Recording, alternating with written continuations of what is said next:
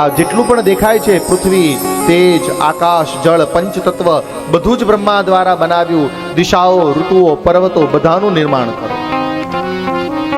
આજનો જમાનામાં લોકો ઈશ્વર પ્રત્યે માને છે કે ભગવાન ક્યાં ચમત્કાર કરે છે. વાલા, આપણી આજુબાજુ જુઓ, બધે શું છે? ચમત્કાર જ છે ને, બીજું કાંઈ. અરે કેટલા અદ્ભુત ચમત્કારો છે. આટલા બધા માણસો બનાવ્યા, કોઈના મોઢા સરખા રાખ્યા? વિજ્ઞાન એવું કહે છે કે 7 માણસોના ચહેરા સરખા હોય, આવું વિજ્ઞાન કહે છે. ભગવાને કૃપા કેટલી કરી, 7 એક ગામમાં નાખ્યા હોત તો?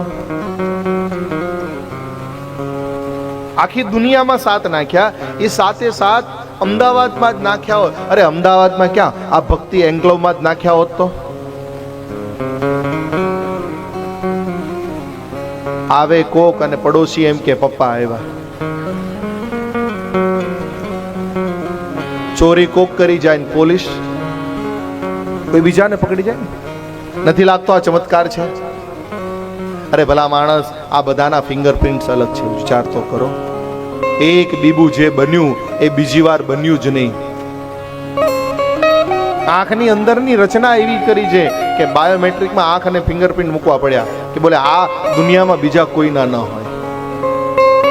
અને આપણે ચમત્કાર શોધીએ છીએ. ઈશ્વર બધે જ છે. આત્મા સાથે ઈશ્વર છે.